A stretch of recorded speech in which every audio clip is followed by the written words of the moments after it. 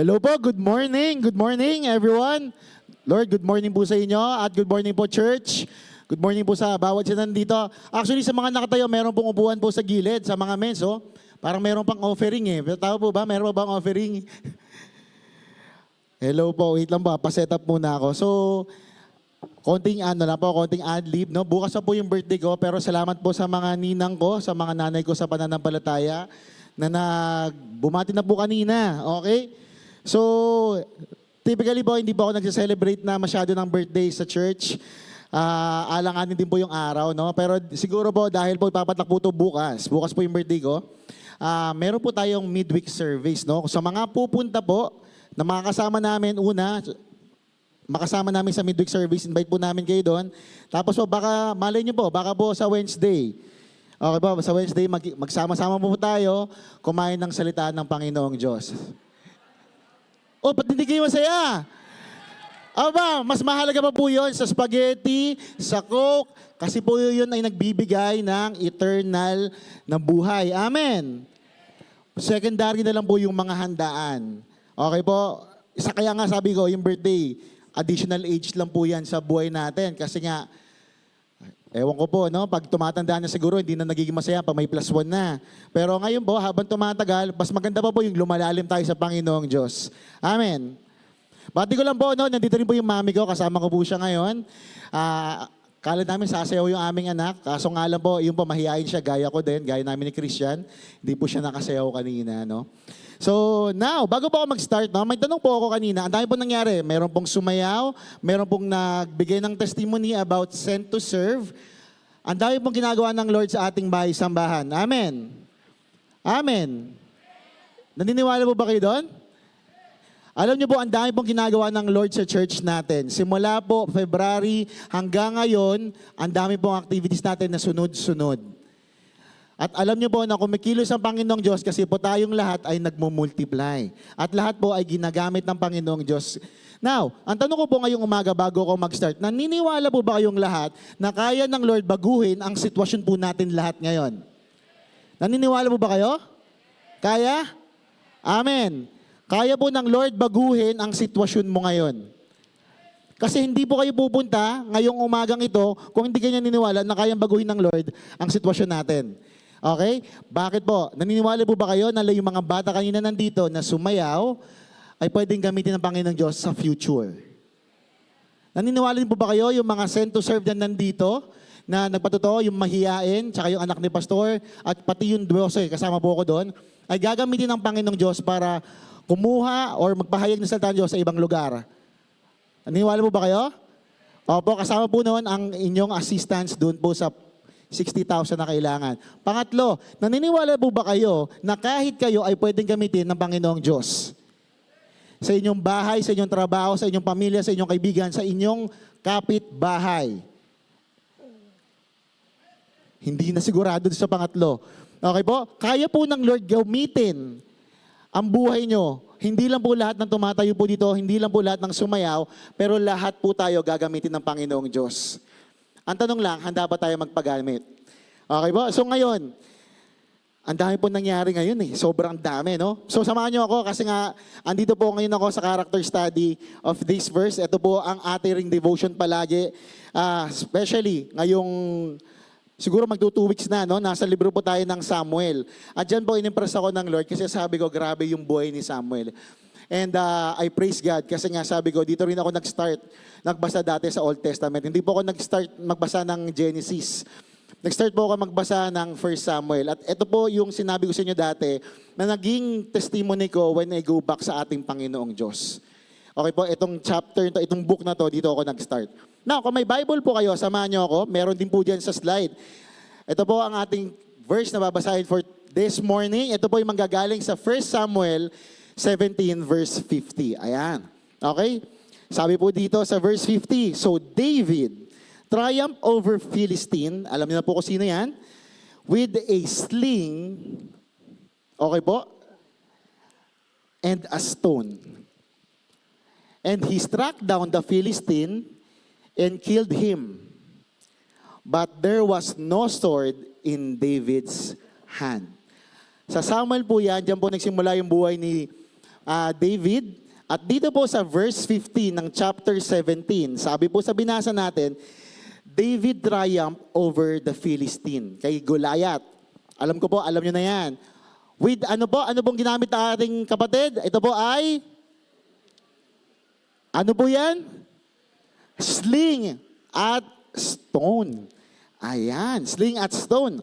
Kaya po, kanina po tinanong ko kayo kanina, kasi if ever you believe na ang ating Panginoong Diyos kayang gamitin po ang inyong buhay, alam niyo po ba sa story from Old Testament to New Testament, ang Diyos po pinakita po, sabi rito sa prayer ni Pastor Boy, kaya po ng Panginoong Diyos baguhin ang isang patay papunta sa nabubuhay. So, God can make a dead people live again.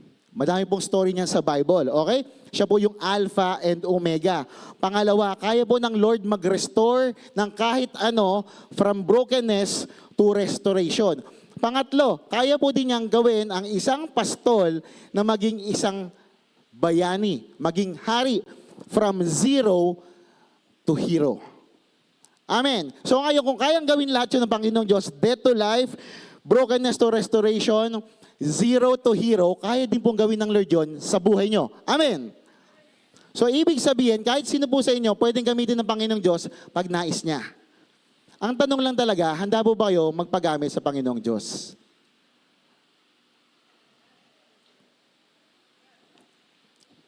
Amen. Okay? So dito, nakakatawa lang po na makakita yung itong cheese na to. So, let's pray. Father, maraming salamat, Panginoon, for this morning. Salamat sa inyong kabutihan, Panginoon. Salamat dahil ang bawat isa ay nag-decide ngayong umaga na makinig sa inyong salita, Panginoon. Hindi kami nagbihis ng maganda. Lord, hindi kami, Panginoon, bumiyahe. Panginoon, this morning, naligo, Panginoon, para wala lang. Father, hayaan niyo po ang inyong salita. Touch everyone's heart, Panginoon. Panginoon, prepare our hearts and minds before you, Lord God. At again, Panginoon, hayaan po, Panginoon, ng bawat isa, kahit po ako, Panginoon, ang makita po ay inyong salita at mamutawi, Panginoon, ito sa aming mga buhay at maging application to sa bawat isa. Ito po ang aming panalangin, Panginoon, sa matamis na pangalan ni Jesus. Ang lahat ay magsabi ng Amen. Okay, palakpak mo natin ng Lord. Okay po, so alam niyo po, sige, habang niyo po tayo sa 1 Samuel verse 50, alam niyo po ba kung sinong bida dyan? Sino pong bida dyan? Si David. Okay, si David. Okay po, kasi ang nangyari dyan, si David ay nanalo na kay Goliath. Pero alam nyo ba, just to take note lang, ito po, nabasa nyo na po natin, alam na po natin yung story. Ibig sabihin, sa dulo ng kwento, panalo na po si David. Tama? So iba ang kwento kapag alam na natin ang dulo ng story. Pag alam mo na mananalo si David sa story, gaya po natin, kaya mo nang sumigaw ng hallelujah. Kaya mo na magsaya, tumalon, kasi nga po, alam mo na yung dulo ng kwento. Sa verse po na yan, hindi po alam pa ni David na mananalo siya. Kasi pag bumalik pa po kayo sa previous chapter, iba ang preparation ng Panginoong Diyos kay David. Pero iba po kasi ang kwento kapag alam mo na yung ending. Tama? Iba kapag alam mo na i-bless ka na. Pero yung period of waiting, mahirap. Kasi alam mo, imposible. Tama? Paano ako gagaling, Lord? Paano ako makakalaya, Lord? Hindi mo makita yung proseso. Lahat po tayo excited sa output. Lahat po tayo gusto na makita yung strategy, yung step by step, yung output o yung kalalabasan. Bago pa lang tayo magsaya. Si David po, baliktad.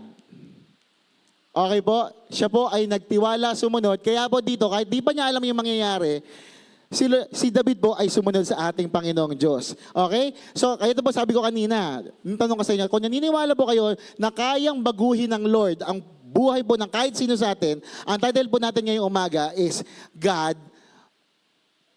Ano po yan? 1, 2, 3, go! God of turnaround. Grabe po ang Panginoong Diyos sa buhay po ng mga kapatid natin noong unang panahon. Hindi mo kailangan maging magaling sa isang bagay. Pero ikaw ay willing sa Panginoong Diyos na sumunod, kaya niya pong baguhin ang buhay po natin. Ang dami pong kwento niyan. Dito na lang po sa Kalamba, no? For example, si Kamandag na naging pastor. Okay po, meron din tayo dito mga engineers na naging pastor. Yung iba po, yung buhay niya mismo kahit puno po ng struggle, naglilingkod po sa ating Panginoong Diyos. Iba po, government official. Okay po, pero dito tumatayo sa ating Panginoong Diyos. Okay, ako po, wala talaga akong halaga. Sasabihin ko na po yan, from my personal life, hindi po rin ako proud sa buhay ko before. Pero ginamit po rin ako ng Panginoong Diyos. At kayo din po kayang gamitin niya. Okay? So naniniwala ako na kaya ng Lord baguhin po ang buhay ng bawat isa. Now, tuloy ko po na yan kasi dito po tayo magsisimula. So 1 Samuel chapter 17, verse 17 to 20. Ito po ang sabi dyan. Okay? Samahan niyo po ako magbasa. Sabi po ng ating Panginoong Diyos, then Jesse said to his son David, tatay po ni David si Jesse, take now for your brothers an ephah of this dried grain and these 10 loaves, and run to your brothers to the camp.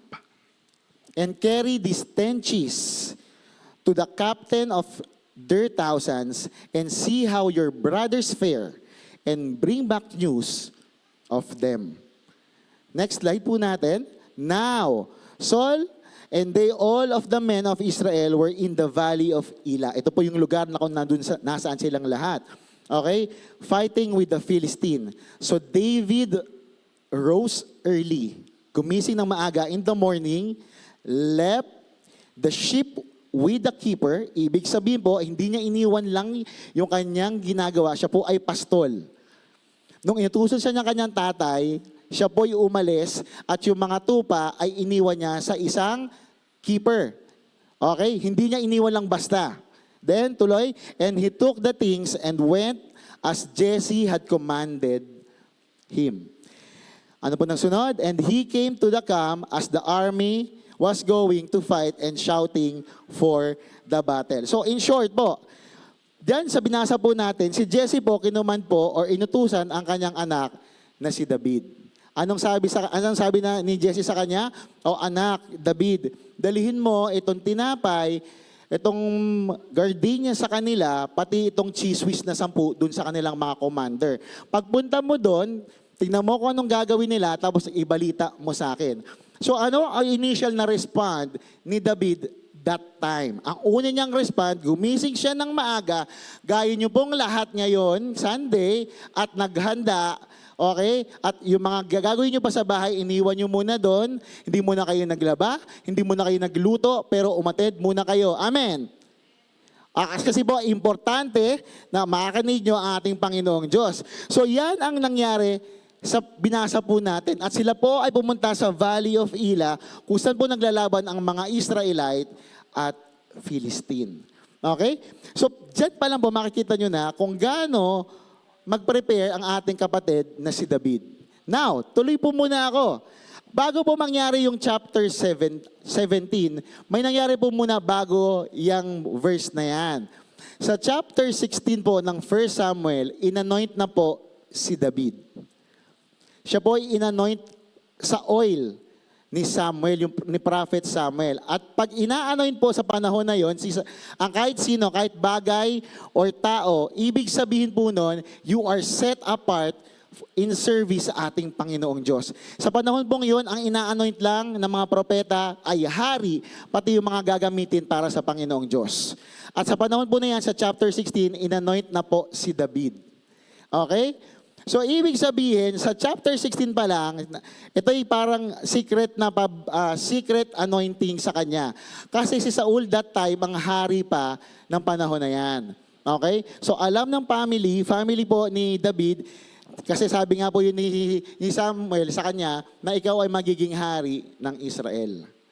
Okay? Tapos, saka po nangyari iyang chapter 17. So, ibig sabihin, alam ni David na inanoint siya ni Prophet Samuel, tapos dumating po yung part na yan.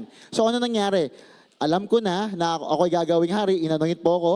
Pinapilian pa po dyan yung mga kapatid po ni Samuel, pero ang pinili ng Panginoong Diyos ay yung pinakabunsong anak po ni Jesse, which is si Samuel. Tapos nangyari po yung binabasa po natin na yan. Pagpansin niyo po itong mabuti, bago ako tumalo, no? Pagdating po sa chapter 7, sa verse 17, ang nangyari po dan ay inutusan po ng tatay niya si David. Now, alam niyo po ba kung ilang taon dyan si David?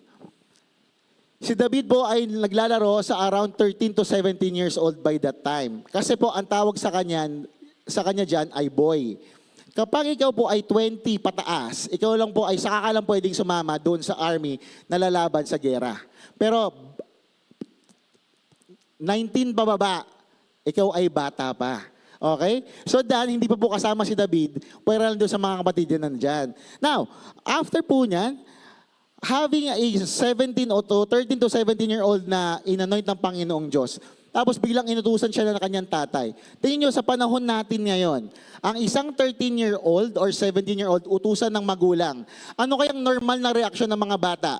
Sa mga nanay at tatay, sa 2025, 2026, ano bang normal na reaksyon ng mga anak natin? Sa mga magulang, sa mga nanay at tatay, pag inutusan, ano ba? Ano ba? May nakita ko huminga na lang. Hi. Okay po? Sa panahon po natin ngayon, if you will see, okay, dito sa panahon na to, si David po ay gumising ng maaga. Okay? Gumising ng maaga para sundin ang kanyang ama. So before po mangyari yung laban hindi ko po i-discuss yung laban ni David at Goliath. Kasi ang i-discuss ko po ngayon sa inyo, ano yung pinagdaanan muna ni David bago niya kaharapin si Goliath? There are certain things in our life na hinaharap natin bago tayo humarap sa kaaway. Ang problema na may miss out natin yun. Okay? So ito po yung ating point number 1 dyan. Ang una po kinaharap dyan ay ito. Ayan, pabasa nga po. 1, 2, 3, go! Attitude in obedience. Okay po, so, alam niyo na po kung anong ibig sabihin nan. So, attitude in obedience. Ako rin po nagtataka before, habang binabasa ko po yung 1 Samuel, 2 Samuel ngayon, kasi yun po yung devotion, ano bang meron kay David kung bakit sobrang mahal na mahal siya ng Panginoong Diyos? Hindi din po siya perfect, nagkasala siya, pumatay din siya, pero hindi po nawala yung favor ng Lord kay David. Hindi nawala ang favor ng Lord kay David. Ang dami nangyari po dyan. So, attitude in obedience. Sa binasa po natin kanina, hindi po alam ni David na lalabanan niya si Goliath. Pero anong alam ni David doon sa unang verse na binasa natin? Ang alam niya, utusan siya na kanyang tatay. Hindi direct inutusan ng Lord si David na patayin si Goliath. Ang una niyang nakita ay ang kanyang utos ng kanyang ama. Anak, dalhin mo to sa iyong mga kapatid at ibalita mo sa akin. Attitude in obedience. Minsan naghahanap kayo ng sobrang grand na gagawin para sa Panginoong Diyos. Pero nagtatanong ang Lord ngayong umaga, kumusta ang inyong pagsunod sa Kanya? Gusto kong mag-commit sa praise and worship. Gusto kong tumugtog, gusto kong sumayaw, gusto kong magsalita sa harapan. Pero ang unang tanong at palaging tinitignan ng Panginoong Diyos ay yung puso. Pag binalikan niyo po yung chapter 16, pag nakita niyo po yung mga kapatid ni David, sila po ay matitikas, magagandang lalaki, katulad po ni Pastor Boyd, ni Pastor Jan. Pero hindi po yung pinili ng Lord yung outward appearance. Anong una niyang tinignan? Ano po? Alam niyo po, hindi po kayo mapapagod i-invite kayo na umattend ng mga gatherings, fellowship, outreaches, night of prayer, services. Pero bakit pahirapan?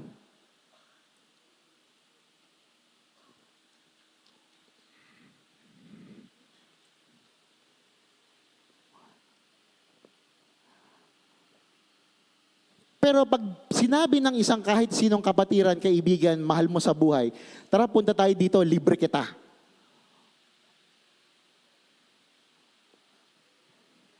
Kung ang call time 8, 7, nandun ka na. Di ba? Pag swimming, ang dami nan. Okay po, ang nagpalista, 200 lang. Tapos ang pupunta, 400 dun sa pool. Nagalit na po yung owner noong resort na pinuntahan po natin. Sir, ma'am, pastor, ang dami po nyo yata masyado. Ang jeep parang 7 lang yata, tapos ang dumating doon, 12. May mga tricycle pa. Pero, pag mga night of prayer, pag mga midweek service, pag mga Sunday services, parang, ang bigat ng kama. Optional pa kung pupunta kasi may online. Alam niyo po palaging matter dyan ay puso. So tuloy ko po yan. Okay? Attitude of obedience. Obedience is commanded by the Lord. Link po sa love and joy. Okay? If faith is genuine, ibig sabihin pag ang pananampalataya po ng bawat isa ay totoo sa Panginoong Diyos, okay? We will live a life characterized by holiness, modeled by Jesus Christ. Ibig sabihin po, obedience is a matter of the heart. Ang pagsunod po ay issue ng ating mga puso. Amen. Babalik po ako dyan kasi attitude in obedience, okay? So, our heart attitude reflects on how others will reflect yung trust and love natin sa Panginoong Diyos. Bigyan ko po ng example, no? Kasi baka ang definition po natin ng obedience ay ganito. Sige, Dad, gagawin ko na lang po yung sinabi nyo. Okay? Sa case po ng ating kapatid na si David, hindi po ganyan ang kanyang puso. Pag sinabi pong obedience sa kanya, yan po ay 100% susundin niya with love and joy. Kasi sa panahon po natin ngayon, pwede ka pang sumunod kahit hindi ka masaya. Amen. Okay? Kita mo na yan ngayon. Kunyari yung mga bata, kahit ako din po, subject dad. Okay, utusan ko kunyari ng nanay. Okay, anak, maghugas ka ng pinggan. Hindi naman po ko kumain yan si kuya. Sabi sa akin, sabi ni Jaja kay mami. Okay po? So ngayon, etong andyan na ba si Jaja? Wala pa. Okay? Okay, so sumunod pa rin si Jaja, nahugas pa din siya, pero masama yung loob niya. Ibig sabihin, nag-obey pa din siya sa magulang. Tama. Pero yung puso niya ay, masaya? Patawagin natin si Jaja. Pero sure po ako, kahit sino sa inyo, ay hindi masaya. Kaya nga po, baka nagkamali na po tayo dito eh.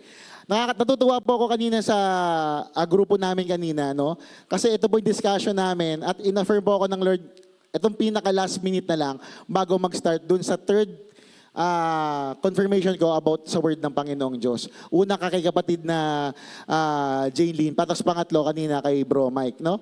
So, natatawa ako kasi sabi ko, baka mamaya, ang definition ng obedience, susunod ako kahit hindi bukal sa loob ko.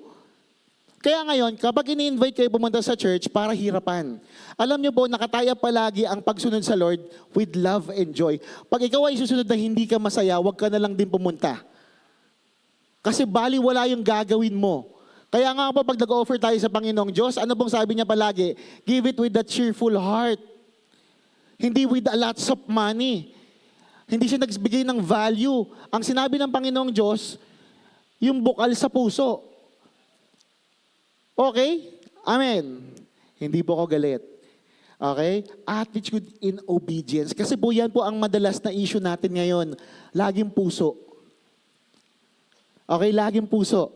Okay? So, imagine nyo po, ang isang typical na 17-year-old sa panahon na to, tapos isang 17-year-old, gaya ni David sa panahon niya, kung hindi niya sinunod ang kanyang tatay. Ang dami po nangyari, domino effect na po yan. Okay? Kunyari, ang sagot ni David sa kanyang tatay, kunyari sa modern times, no, 17-year-old na inutusan, alam niya na siya inanoint ni Samuel. Sabi niya, Dad, ano ba? Hindi mo ba nakita? Yung bago itong araw na to, inanoint ako ni Samuel. Ako daw ay magiging hari ng Israel. 17 years old to, no? Dad, ano ba? Ano ako?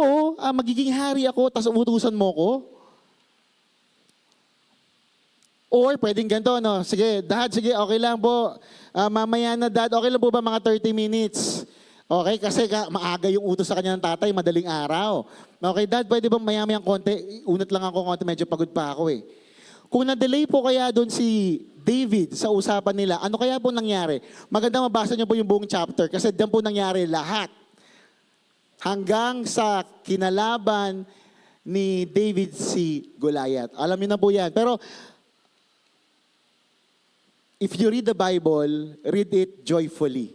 Then you will see great details when you read the Word of God. Kasi matatawa kayo, hindi po sinabi ng Lord kay David na patay niya si Goliath. Kay David that time, ang una niyang nakita, tatay niya, inutusan siya, na idalhin itong mga pagkain niya to sa kanyang kapatid. Ang puso niya sa pagsunod sa ama ay nandoon. Yan po ay kasama sa 10 Commandments ng Panginoong Diyos. Okay? Ephesians 6:1. Ano po yung sabi ng Ephesians 6:1? Kabataan. Ephesians 6:1. Obey or honor your parents for this is right. Yan po ang una kong memory verse dito po sa VBS. Okay? At alam po ni David that time na kapag inutusan siya ng ama, susunod siya. Kaya nga po yung attitude po ng palagi ng puso. Masaya po si David na ginagawa po niya ang utos sa kanya ng ama. Now, yun ang tanong ko ngayon sa inyo. If David refuses to be faithful sa kanyang tatay, sa kanyang present situation, kasi nga po, tumas na umangat lang ng konti, hindi na namamansin, okay? Umangat lang sa buhay, hindi mo na makita. Na-promote lang sa trabaho, hindi mo na makita sa mga fellowship.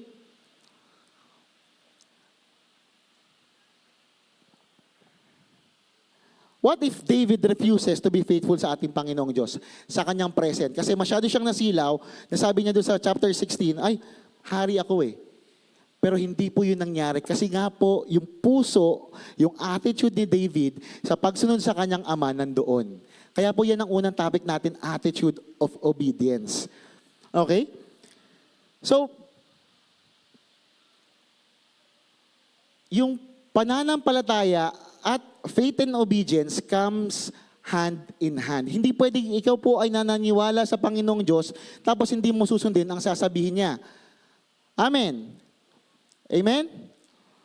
Ito po yung problema natin madalas. I believe in Christ, pero ang connotation lang palagi, alam ko lang na pinako si Lord dun sa krus. So yun po palagi ang question no? Nagkakamali na po tayo ng interpretation sa salita ng Panginoong Diyos. That time, nung sinabi ng Lord, you believe in me, ang sabi po sa original text sa Greek, pag naniwala ka sa Kanya, kasama po yung buhay mo, ilalaan mo sa Panginoong Diyos. Hindi ka lang naniwala. Kaya po dito sabi ko sa inyo, faith and obedience come hand in hand. Hindi ka pwede nagbabasa tapos hindi mo naman ina-apply. Hindi mo pwedeng alam mo yung 10 Commandments tapos hindi mo naman susundin.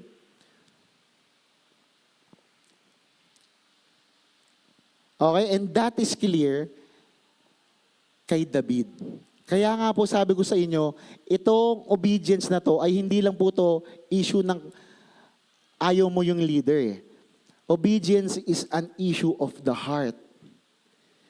Nung sinabi ng Lord na hindi kanyang pagkukulang, ang kailangan mo lang doon ay sumunod sa Kanya. At the rest is history na. Iwan mo na sa Panginoong Diyos. Mahirap kasi nakatingin tayo doon sa output kesa doon sa magbibigay ng lahat ng ito sa atin. Okay? Now, tuloy ko po dito. Sabi dito, no? Andiyan pala sa next slide pala yon. Okay, ano po nangyari dan? Ay, kasi naalala ko to sa next slide, no? Sino nagsabi ngayon? May isang kabataan na nagtanong sa akin, sino nagsabi? Di ba? Ano pong tawag kay David natin dyan? David after God's own heart. Tama? Man after God's own heart. Familiar po? Bakit po tinawag na ganun si David? Yun ang tanong ko Merong isang kabataan, lumapit po sa akin nagtanong. Okay, nagtanong lang siya. Sabi niya, Kuya, sino nagsabi na si David ay tinawag na man after God's own heart? Self-proclaim po ba ito? So nagulat ako, ganito na pala mag-isip ngayon ang mga kabataan.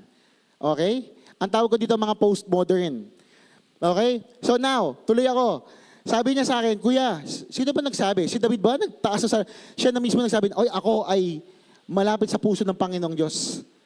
Okay? So sinagot po siya ng next verse po natin na ito. Okay? Sa next slide po natin, sabi sa 1 Samuel 13 verse 14. Ano sabi dyan? But now, Your kingdom shall not continue. Diyan po sa chapter na yan, si Saul po ang hari at siya po ay nag-disobey sa ating Panginoong Diyos. Okay? So sabi ng Lord sa kanya, but now your kingdom shall not continue. Dahil ikaw ay hindi sumunod sa akin, kinut off siya ng Panginoong Diyos. Anong sunod? And the Lord has sought for himself a man after his own heart. Si Lord po ang naghanap kay David. And the Lord has commanded him to be commander over his people. Okay? Because you have not kept what the Lord commanded you. Ayan. So, ibig sabihin pala, pag ikaw ay hindi sumunod sa Panginoong Diyos, cut off ka agad. Tapos si Lord maghahanap ng susunod sa Kanya. Kaya po yan ang sabi ko sa inyo, if you really believe that God can turn around your situation, ang unang command niya muna ay sumunod tayo sa Kanya. At yan po ay issue ng puso. Ang tanong ko, bakit po hirap tayo sumunod sa Lord? Ito po ay issue ng puso. Ibig sabihin is either you don't believe that God has the power to change your life or even you so much trust yourself. Kaya ayaw mo na fully sumunod sa ating Panginoong Diyos. Kaya po sabi ko kanina dito, it's an attitude of obedience. So tuloy natin, okay? So ngayon, alam na po natin na si Lord po ang nagsabi kay David bilang man after his own heart. Now, ano pong sabi naman dyan sa Acts 13, tuloy natin, sa Acts 13:22. Ano po sabi dyan? Basahin po natin. And when he had removed him, si Saul, okay? And when he had removed him, he raised up for them David as king. To whom, ano sabi dyan? To whom also he gave testimony and said, I have found David, the son of Jesse, a man after my own heart. Tapos hindi po dyan natapos. Ano pong sabi ng Lord? Ito po yung tingnan nyo mabuti. Nung tinawag niya si David bilang a man after my own heart, meron po dyan sinabi ang Panginoong Diyos sa last, who will do all my will. So sa next slide pala po natin, ano po sabi dyan?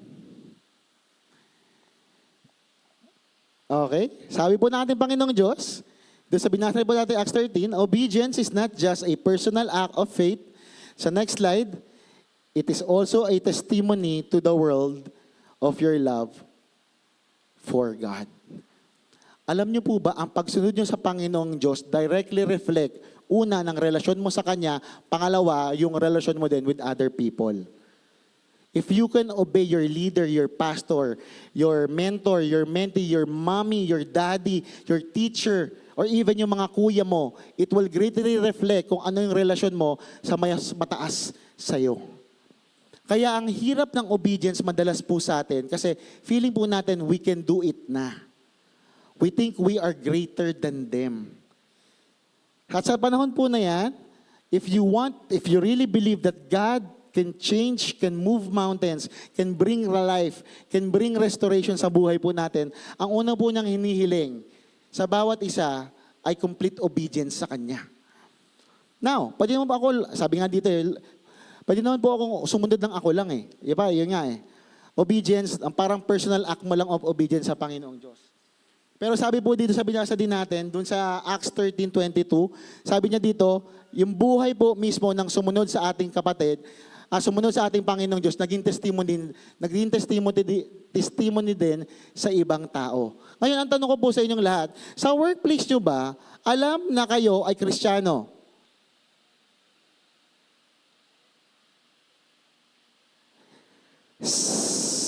Ang tawag na, sa subdivision nyo ba, alam na ikaw ay Kristiyano? Sa school nyo ba, alam ng classmate mo na Kristiyano ka? Baka sa church lang. Okay? Kasi sabi po dito, he gave testimony sa ibang tao kasi it will greatly reflect yung obedience mo sa ating Panginoong Diyos. Okay? How you do it will greatly reflect doon din sa mga makakakita sa'yo.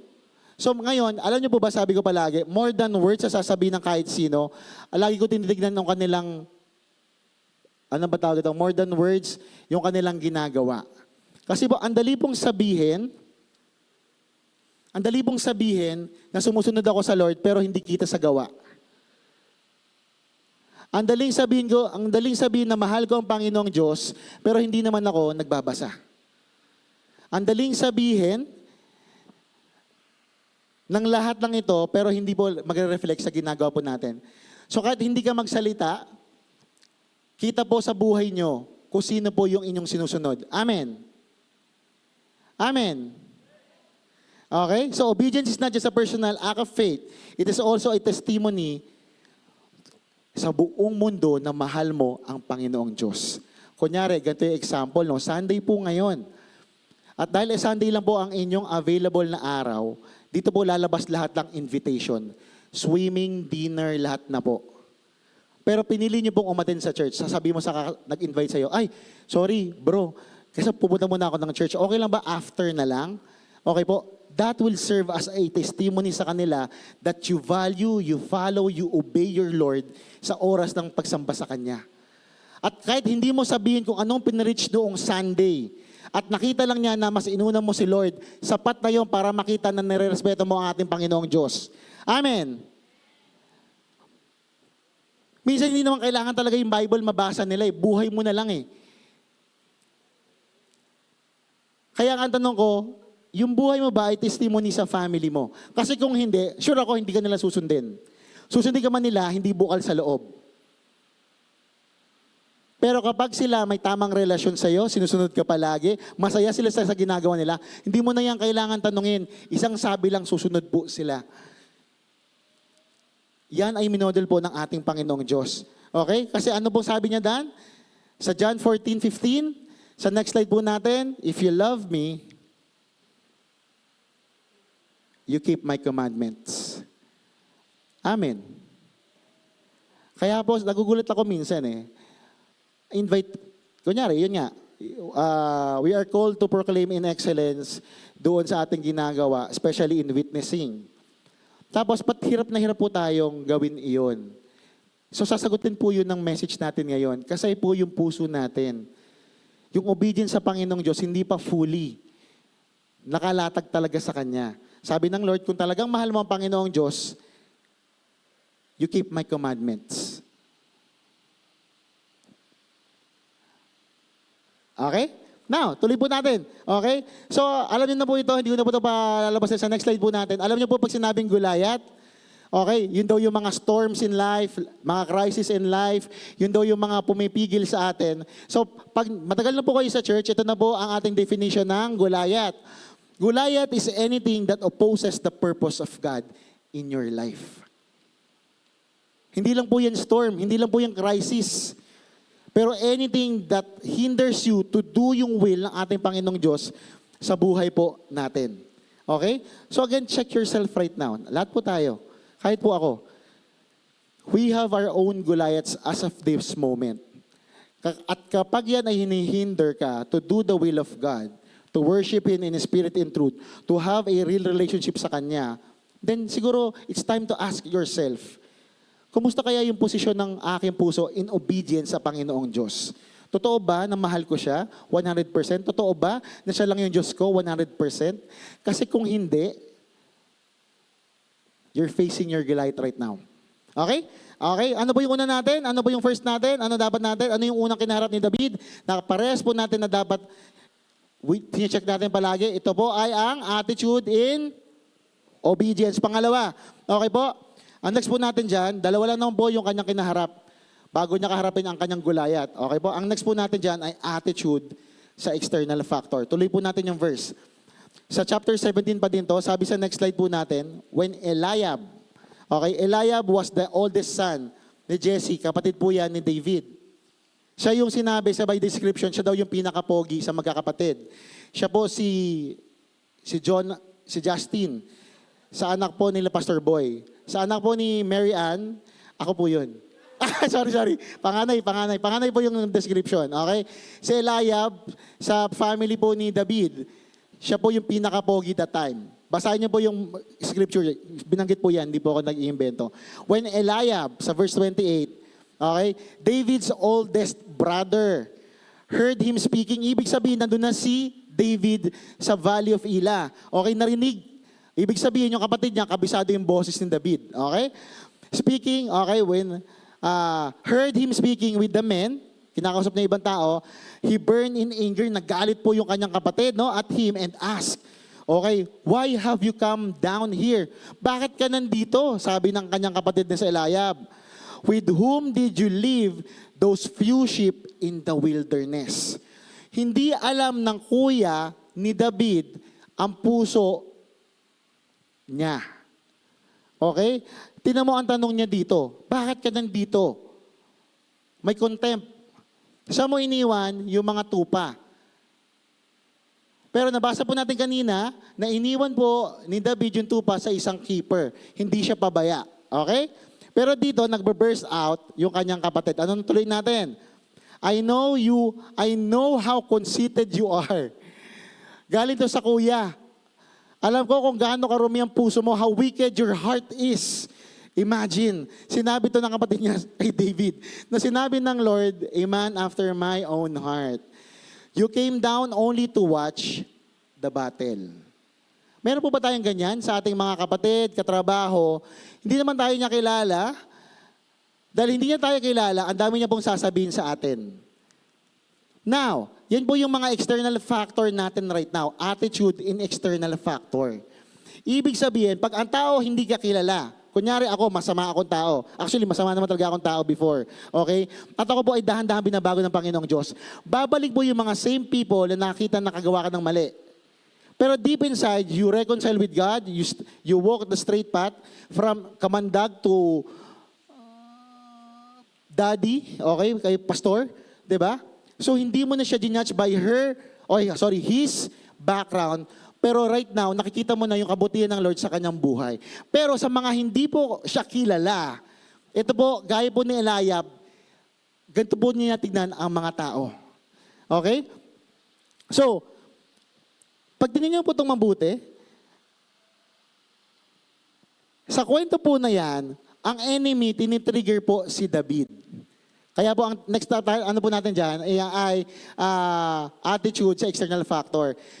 Nung dumating siya doon sa Valley of Elah, si David mismo ay kinonfront ng kanyang kapatid at sinabihan na ganto, ganyan.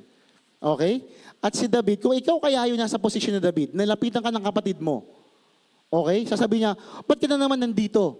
Okay? Saan mo iniwan yung mga labahin natin doon? Sino naglalaba sa bahay? Sino naghugas sa bahay? Okay, naglinis ka na ba ng bahay? Nagsaing ka na ba? Ba't ka nandito? Gusto mo lang ako makita na lumaban sa mga Goliath or whatever you're doing right now? The enemy is trying to trigger David through Eliab. Pansin niyo po ba? Si Eliab tsaka Goliath magkatunog. Okay? Goliath tsaka Eliab. Okay? So, the enemy is trying to trigger us sa mga external factor. Kung ikaw po kaya nasa posisyon niya, ano kaya nangyari? Nakipagtalo ka doon sa kapatid mo?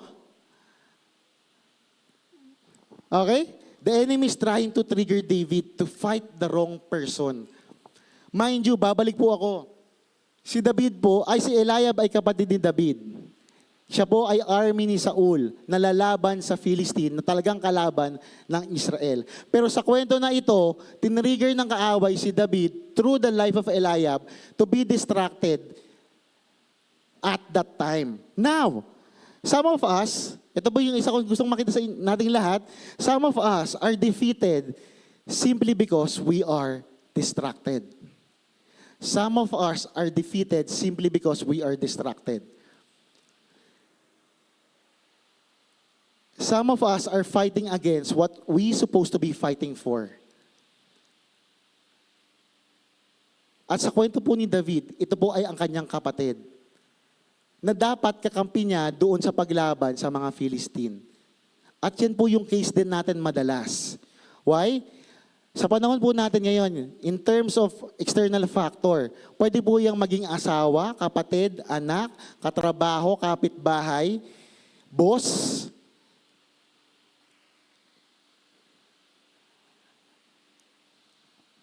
Okay? So the enemy is triggering us to be disappointed or to be distracted sa maling tao or sitwasyon.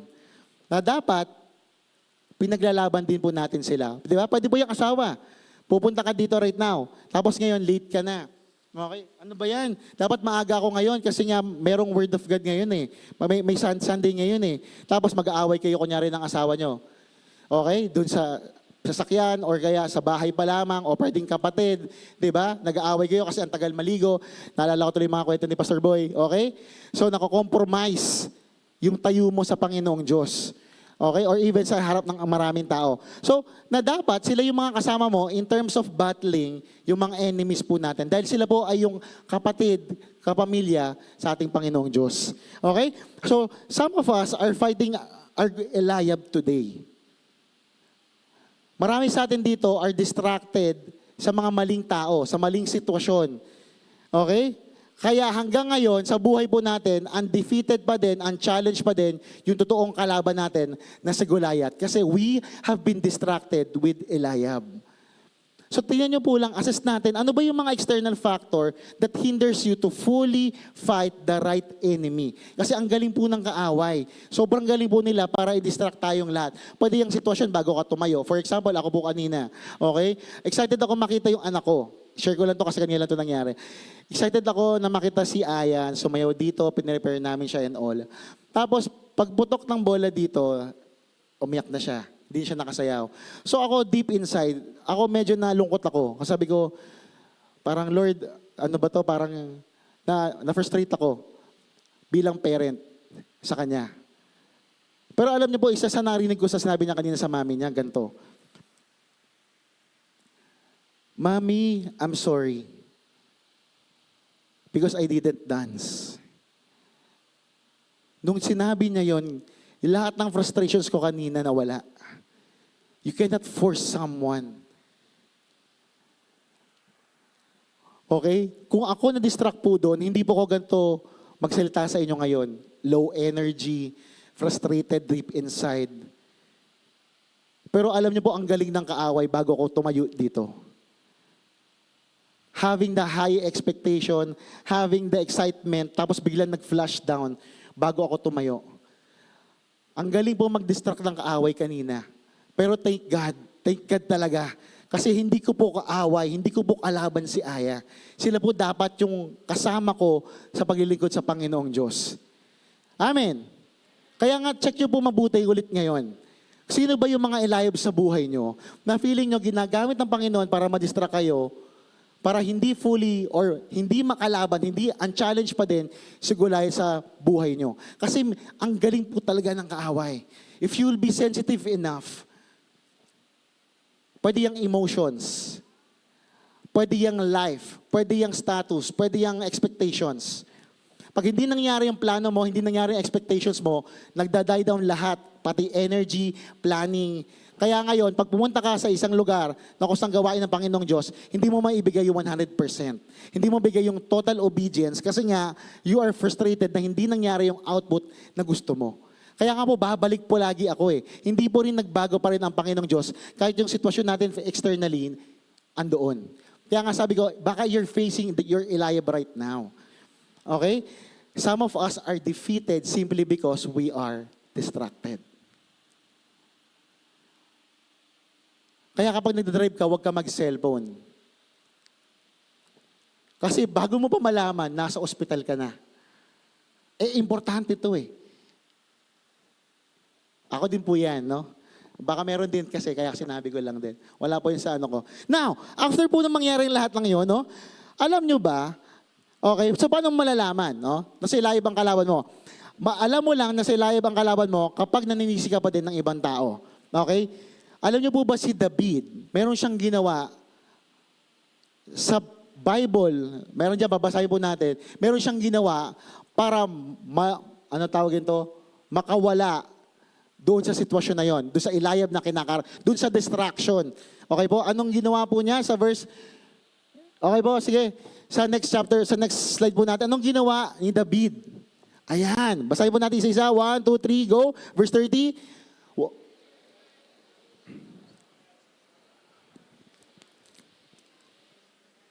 Okay, again, 1, 2, 3, go. He turned away to someone else and brought up the same matter, and then the men answered him as before. Okay? So anong nangyari?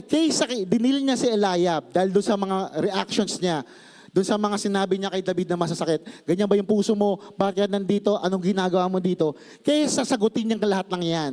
Alam ni David na distraction lang yun. Okay? So anong na-realize niya, no? When he realized, nung nalaman niya to, then he turned away. Okay? He turned away doon. So if you're fighting your Eliab right now, no? Ako, ganun din po ako madalas.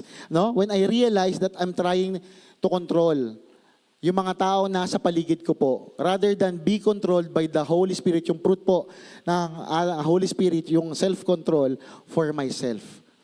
Kasi gusto mo palagi, ikaw yung nandun, ikaw yung laging kamado.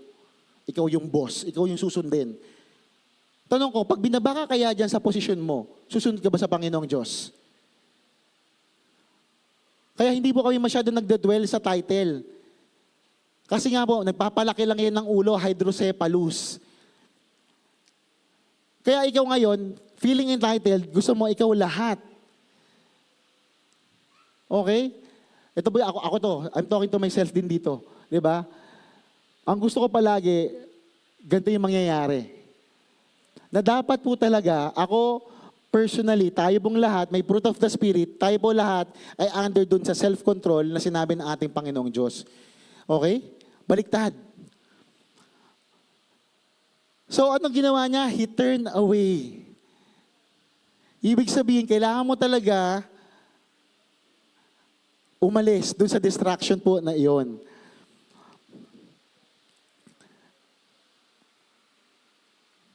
Now, alam niyo po ba, after niya mag-turn away, kasi yun na po yung, pag dinaloy-tuloy mo na po yan, kaharap niya si Eliab, tapos nung sinasabi sa kanya yung mga frustrations, ang ginawa po ni David ay nag-turn sa ibang location, ibang direction. Okay, ito yung distraction. Ito po yung tumalikod siya, ito yung position na ginawa niya doon sa distraction. Nung siya po ay from this position lumipat sa ganito, itong position na to nag-deliver sa kanya papunta doon sa kanyang totoong kalaban. Amen. Okay? So, any one of us, sa panahon nito, if ever you're fighting your Eliab right now, okay, ang kailangan lang po natin lahat ay mag-turn at i-focus ang ating atensyon, ang ating puso sa ating Panginoong Diyos. Why? Kasi alam niyo po, minsan, ito po yung sabi ko minsan di ba, kunyari may nakagawa sa inyo ng masama, tapos pinatawad. Ang best example ko po dito ay yung si Pastor, yung nirape yung anak. Sino nga ba yun? Nakalimutan ko eh.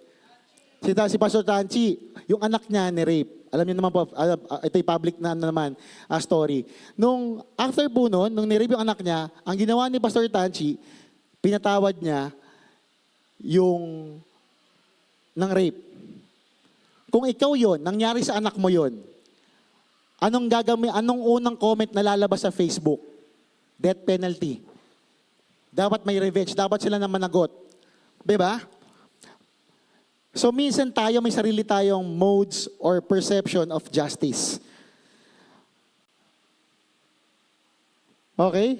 So ibig sabihin, kung kayo po ay nandito ngayon, ibig sabihin, God is writing your story. Ibig sabihin, hindi pa tapos ang Lord sa inyo. I meet, nung DVBS, meron po ako na-meet, hindi ko lang alam ko nandito siya, meron akong kapatid na na-meet ko na sa DVBS, kasi yung anak niya umattend ng 4 days. Tapos nagkausap kami, pinakalala po siya ni Tita Christine, tapos nagstay po ako sa DVBS. Tapos nagkwentuhan po kami. Alam mo po, conversation namin pareho, sinabi rin po ito ni Tita Christine, na minsan, kahit pala nandun na yung pera, andun na yung kotse, andun na yung bahay, maginhawa na yung buhay nila, may kulang pa din. Okay, may kulang pa din. So sabi ko sa kanya, bro, nagawa mo na lahat ng kaya mong gawin sa nagawa mo na lahat ng kaya mong gawin sa buhay mo right now. Pero may kulang pa din, sabi ko sa kanya. Baka this time, pwede mo naman gawin yung sinabi ng Panginoong Diyos. Kasi ngayon, ang ginagawa mo, yung desire mo yung sarili mong, anong tawagan to? Sarili mong gusto. Baka this time, kailangan mo na sundin ang Creator natin. So habang nag-uusap kami, natutuwa ako sa kanya kasi after nun, niyaya niya yung asawa niya sa last day, tapos dinala niya doon sa DVBS. And I hope and pray nandito siya. Kung wala man siya, bro, kung nakikinig ka man, or mamayang hapon ka pa, sobrang nabilis ako sa kanya po. Alam niyo kung bakit? Kasi ngayon, sabi ko sa kanya, bro, piliin mo na ang ating Panginoon Diyos. Kasi naramdaman mo na aside from doing whatever you want, empty ka pa din. Okay? So, tuloy ko na lang po. So, dahil kayo nandito, sa oras na ito, ibig sabihin, hindi pa po tapos ang story niyong lahat. Amen. Dahil pinili niyo po na sumunod sa ating Panginoong Diyos, ibig sabihin, right now, meron pang plano ang ating Panginoong Diyos sa inyong lahat. God is writing your story. Nung kausap ko yung kapatid ko na to, sabi ko sa kanya, ang dami ko nang ginawang mali sa Lord. Alam ko po yun kasi kilala ko po siya. So, ngayon, kaya pala minsan ang isang tao ayaw sumunod sa Panginoong Diyos kasi feeling nila, hindi na sila tatanggapin ng Panginoong Diyos. Wrong. What if lahat po ng oras, lahat ng taon na ginugol mo para gawin yung mga bagay na gusto mo ay baguhin lahat ng ating Panginoong Diyos? What if God can turn it all around? Diba? So, what if God is able to redeem lahat ng years na nasayang mo. Lahat ng hatred, lahat ng mga persecution, lahat ng, alam mo to, anger sa puso mo, kaya hindi ka nag-serve sa Lord kasi nasaktan ka ng isang kapatiran. What if lahat ng yon i-redeem ng ating Panginoong Diyos? Okay? What if lahat ng pinagdadaanan mo right now, okay, lahat ng mga crisis, lahat ng mga storms na pinagdadaanan mo right now, serves a great purpose sa Panginoong Diyos. Kung bakit kinuha yung mahal mo sa buhay, bakit ka nawalan ng trabaho, bakit ka nasaktan, bakit kayo magkaaway as of the moment. Okay? What if that is a plan ng ating Panginoong Diyos for a greater purpose para itaas ang kanyang pangalan? What if God can turn it all around? Then, what if the devil is a liar? Nung sinabi niya sa iyo na dahil ito yung ginawa mo, hindi ka na pwedeng tanggapin ng Panginoong Diyos. What if the devil is trying to distract you for your purpose? What if the enemy is trying to distract you of your calling? What if the enemy is trying to delay your obedience sa Panginoong Diyos? What if the enemy is trying to rob your identity sa Panginoong Diyos?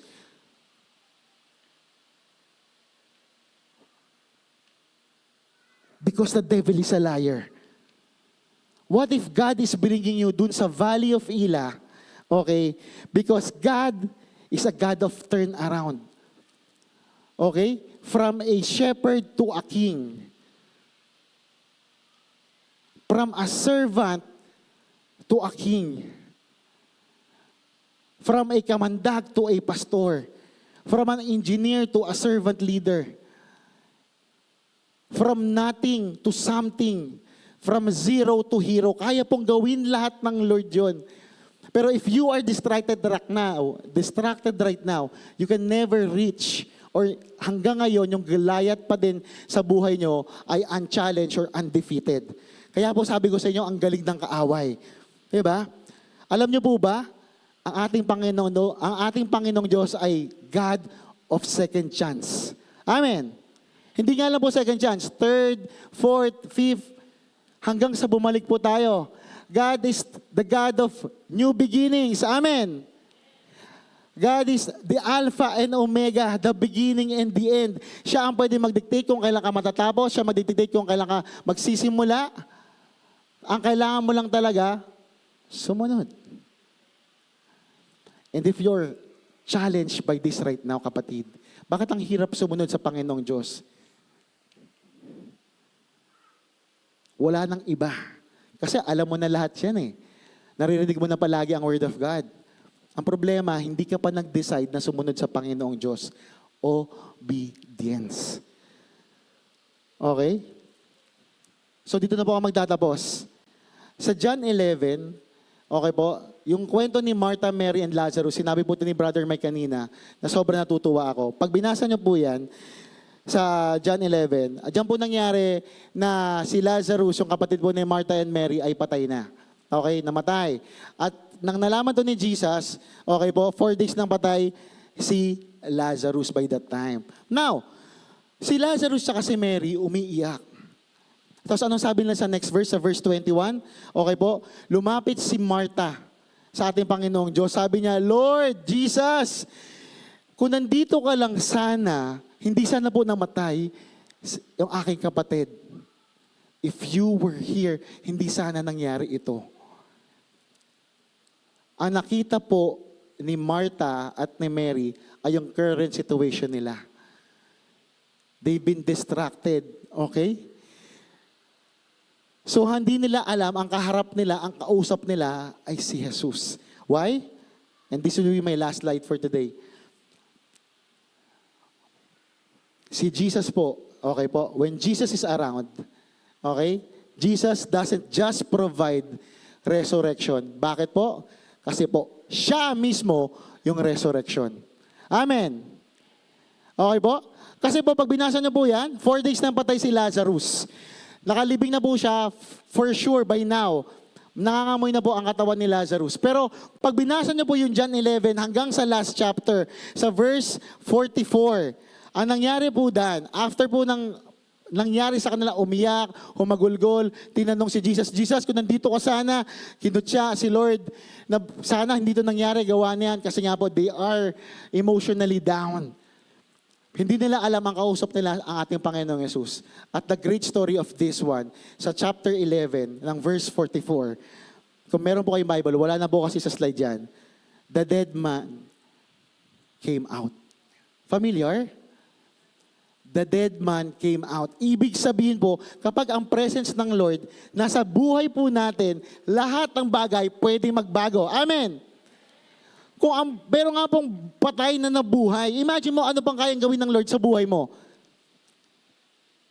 Sige nga, kung meron pa kayong maiisip na mas worse pa dito, sa patay na, naaagnas na, tapos nabuhay muli, you can challenge the scripture. Pero I think by this time, wala na pong hihigit dito. Kasi po, ito yung in-overcome ng ating Panginoong Jesus. Hindi lang po siya nagpo-provide ng resurrection. Hindi lang po siya nagbibigay ng turnaround. Siya po mismo yun. Ang difference lang talaga niyan, kasi hindi naman nagbago ang Lord, sabi natin sa kanta eh. Unchanging God eh. Ang issue talaga, puso. Do you really believe na kayang baguhin ng Lord ang sitwasyon mo? If you are under crisis, if you are under challenge, if you're under right now, sa isang certain na feeling mo you are down below, walang value, hindi mahal, imposible na yung sitwasyon, I promise you this, kapatid, hindi lang si Lord nagbibigay ng resurrection. He can restore, He can bring life, He can give anything. Basta tama ang puso mo sa Kanya. Amen. Sinong papatay? Ito ba? Okay po? 6'2" lang si, tama ba ako? Mas maliit lang po si David. Siya po ay 17 to 13 years old lang. Nung kinalaban niya, yung 9.2 na si Goliath. Wala siya doon sa unang verse natin sa verse 50. Ang meron lang siya, sling. Hindi po sword. Amen. God can turn everything around kapag nandun po yung presence niya. Amen. Anong sinagaw ni David nung nilaban niya si Goliath? Ha? In the name of the Lord, kaya kitang talunin. Ibig sabihin po, sa buhay po nating lahat, kaya bang baguhin ng Lord ang sitwasyon mo? Ang issue lang talaga dito, na dapat sinisik natin pong lahat, ay maging gaya ng puso ni David. Amen. It's attitude of the heart, the inside. And don't let the external factor distract you. Kasi simply because if you are distracted, then you are defeated. Okay? So just to end this quickly, if you are fighting your Eliab right now, if you are distracted sa calling and purpose ng Panginoong Diyos, kapatid, kayang baguhin ng Lord yan. If you are praying for something, health, turn around sa situation mo, puso mo baguhin ng ating Panginoong Diyos, may galit, may puot, may sama ng loob. Hanggang ngayon, hindi pa rin umatid yung mahal ko sa buhay. Ang tagal ko na silang ini-invite. God can turn it around. How can a 13-year-old, 17-year-old boy defeat a 9.2 Goliath sa panahon na yon? It's only because of God. And don't let the enemy distract you of your purpose and calling. Amen. So tayo po lahat ay tumayo.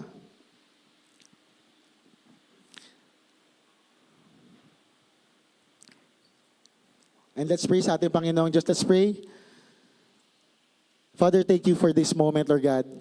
Father, thank you for your word. Thank you for the life of David. Thank you for Jesus, Lord God, that you don't just bring resurrection, Father God, kay Martha, kay Mary, at kay Lazarus. Father, you are the resurrection, Lord God. You can turn anything around, Father God. At salamat, Panginoon, sa model, Panginoon. Salamat sa buhay ni David. Salamat kay Jesus, Lord God, na pinakita niyo, Panginoon, that you are more than life, Father.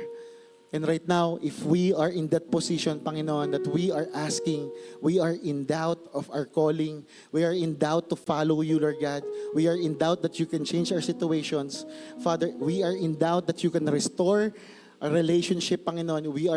If we are in doubt, Panginoon, na kaya niyong baguhin ang sitwasyon namin, Father, right now, in the name of Jesus, Lord God, lahat ng distraction, lahat ng lies ng enemy, Panginoon, may you crush it, Father God. May we turn, Panginoon, from this distraction and point our direction towards you. Lahat kami, Panginoon, ay mga basahan lang, Panginoon, sa inyong harapan. But once again, as we see fit, Lord God, you are still the unchanging God.